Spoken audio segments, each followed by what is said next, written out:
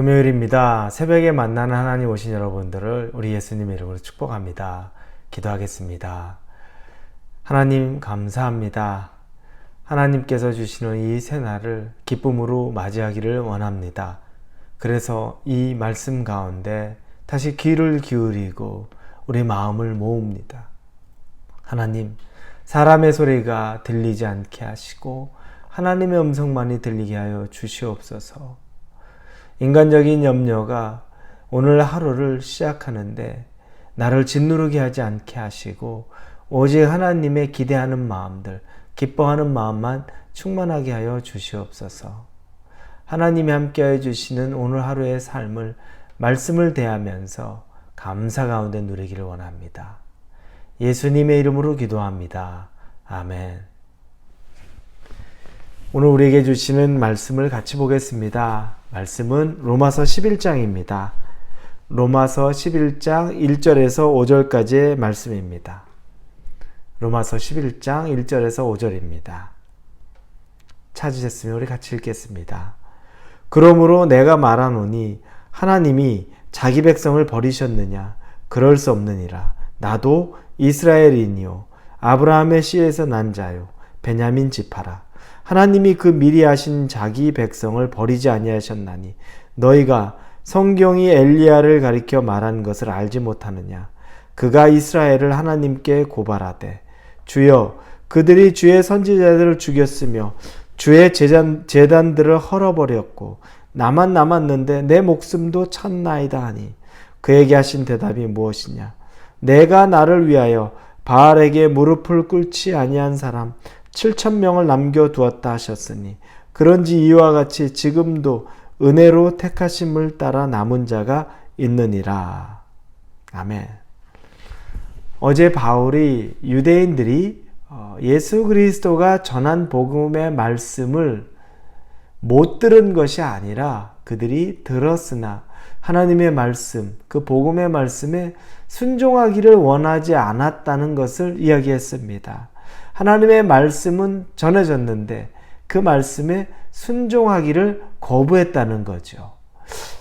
오히려 하나님은 당신을 찾지도 않고 또 당신에게 나타나지도 않은 이방인들에게 당신이 나타내 주셨고 또 당신에게 물어보지도 않는 이방인들에게 하나님이 대답한 것, 응답하는 모습으로 나타냈다고 이야기합니다. 놀랍죠? 심지어 이방인들은 하나님을 알지도 못해서 찾지도 않았는데 하나님이 그들에게 나타났다는 겁니다. 보여주셨다는 겁니다. 이건 복음을 전하는 어떤 손길에 의해서 그들에게 하나님이 또 나타난 바 된 거죠. 은혜라는 겁니다. 그런데 어제 본 본문의 마지막에 보니 순종하지 아니하고 거슬러 말하는 백성에게 내가 종일 내 손을 벌렸노라.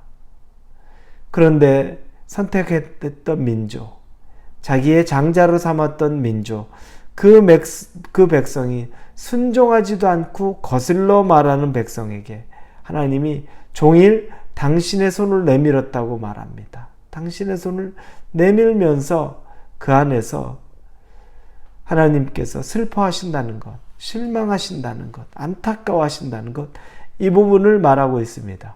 이 정도의 모습을 보면 이제 이방인들의 모습이 자, 우리는 그래도 하나님이 구원하셨는데 유대인들은 아무것도 없구나. 이제 유대인들은 남은 것이 없고 그들은 다 구원함이 없겠구나 라고 생각할 수 있습니다. 그때 바울이 외치는 소리가 오늘 1절에 나오는 말입니다. 그러므로 내가 말하노니 하나님이 자기 백성을 버리셨느냐? 그럴 수 없느니라. 나도 이스라엘이니요 아브라함의 씨에서 난 자요 베냐민 지파라. 하나님이 내 손을 벌렸다. 즉 이방인들은 그럼에도 불구하고 그들은 손을 잡지 않았을 거예요. 유대인들은 손을 잡지 않고 있지요 라고 말할 수 있지만 그러므로 라고 말하면서 손을 잡은 사람들이 있다는 얘기를 하고 싶은 겁니다. 그러면서 전제 조건이 뭡니까? 하나님이 자기 백성을 버리겠느냐? 그럴 수 없느니라. 하나님은 절대 자기 백성을 포기하지 않는다는 겁니다. 여러분, 여러분이 하나님의 백성이라고 믿으시면 여러분이 방황하는 기간, 하나님을 떠나서 마음이 상하기도 하고 실망하기도 하고 또 절망이 깊어서 하나님 없이 살 거라고 생각할 수 있을지 몰라도 하나님을 여러분 떠날 수 없습니다. 왜냐하면 하나님이 여러분을 버리거나 포기하지 않기 때문입니다. 그것 때문에 여러분이 떠나가겠다고, 난 다시 하나님에게 오지 않겠다고 얘기해도 하나님에게 올 수밖에 없는 겁니다. 그분이 포기해버리면 끝나는 거지만 하나님이 포기하지 않으면 절대 끝이 나지 않는 겁니다. 여러분에게 그런 고민의 시간, 또 번민의 시간이 있다 할지라도 하나님은 여러분을 버리지 않습니다. 떠나지 않습니다. 그럴 수 없는 이나라고 말하는 겁니다. 왜냐? 바울의 고백은 자기 자신을 이야기하죠. 나도 이스라엘인요, 아브라함의 씨에서 난 자요, 베냐민 지파라. 그럼에도 불구하고 나는 예수님을 거부하는 삶을 살았는데 그럼에도 하나님이 나를 당신의 백성 삼아줬다. 이 얘기를 하는 것입니다. 하나님은 절대 자기의 백성을 버리지 않습니다. 그러면서 엘리야 이야기를 하죠. 엘리야가 홀로 남아있을 때입니다. 고군분투할 때죠. 모든 사람들이 다 이제 하나님 편에 서 있지 않은 그때 엘리야가 고군분투합니다. 그러면서 하나님 앞에 그러죠. 이제 남은 자가 나 혼자입니다. 나 혼자 어떻게 싸워냅니까? 하나님의 말씀이 임하죠. 그때 너 혼자가 아니다. 바알에게 무릎을 꿇지 않은 7,000명의 용사들, 7,000명의 사람들이 있다라는 거죠. 여러분, 놀랍습니다. 우리는 혼자라고 생각하는데 그러나 하나님이 예비해 준 7,000명의 사람들이 반드시 있다는 겁니다. 하나님은 예비해 준다는 겁니다. 여러분 혼자가 아닙니다. 여러분이 홀로 싸우는 것 같아도 절대 홀로 싸우는 것이 아닙니다. 우리가 혼자 영적인 전쟁을 하는 것 같아도 그렇지 않습니다.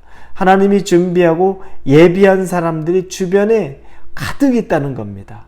그래서 기독교는 절대 망할 수 없습니다. 내가 신앙생활하고 내가 고군분투하는 것 아니요. 하나님이 준비한 분들이, 준비한 사람들이, 동역자들이 반드시 있다는 겁니다. 그건 우리에게 힘을 줍니다. 그건 강력한 메시지입니다. 이 얘기를 왜 합니까? 유대인들 이제 더 이상 볼 것도 없고 그들 왜 그렇게 돌아오지 않는데 집착할 필요 없지 않느냐?